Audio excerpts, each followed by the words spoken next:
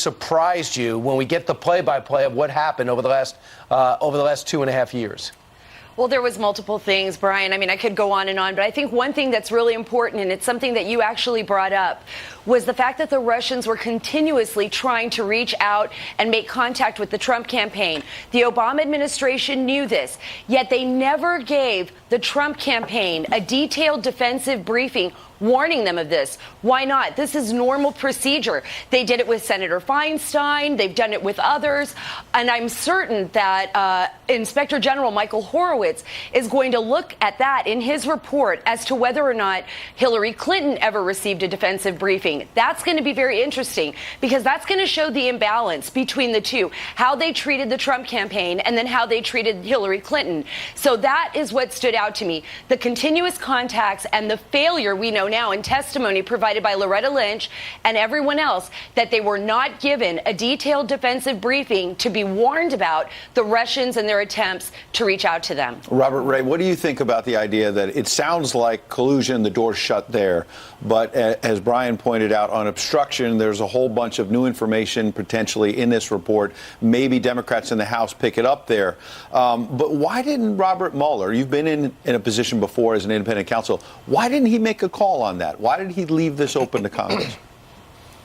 I still think that what the Attorney General said before the release of the report is important to remember, and that is that by Bob Mueller's own acknowledgement, proceeding with an obstruction charge against the president presents some substantial and significant hurdles in connection with both the evidence and the law, and I might add also policy considerations that ultimately I think the Attorney General, in consultation with the Department's Office of Legal Counsel and the Deputy Attorney General, found to be dispositive. So it was, essentially by default then the Attorney General's call to decide how to resolve the matter concerning obstruction involving the president. Ian, what do you think about that? Was it irresponsible for the Mueller team? We had a team of attorneys, for them to not make a conclusion about obstruction? No, I really don't think so. Now, let's keep in mind that this report was actually not supposed to be public. People talk about how this was going to go to Congress. It wasn't. It was always supposed to go to the Attorney General.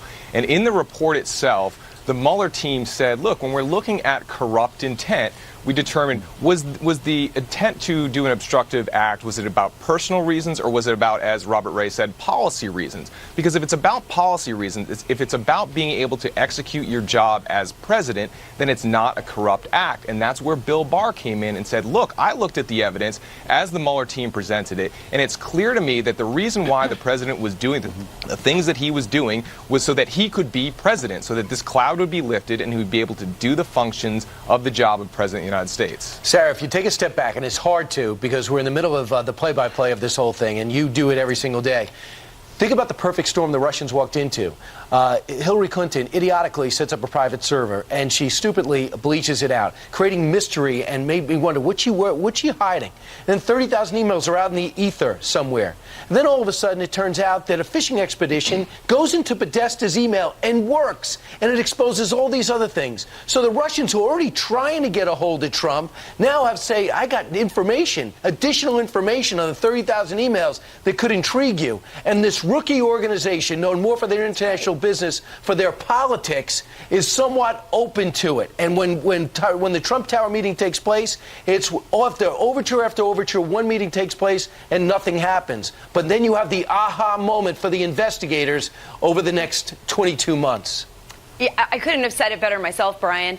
Look, the Russians have been doing this since the dawn of the USSR. I mean, this is Spygate, right? I mean, this is what they do. It's very common for the Russians, for the Chinese, for other actors, nation states, to try to penetrate our security apparatus, to try to get into our political communications and understand what's going on here. The Russians were extremely frustrated. I can attest to that myself with sources that I spoke with. Even during the 2016 campaign, I would hear from sources that Vladimir Putin was constantly trying to figure Trump out. He couldn't figure him out. He understood Sarah, Hillary let me interrupt Clinton. there. I'll give you specifically what it says. Vladimir Putin worried he knew too little about the Trump team after the Trump team won.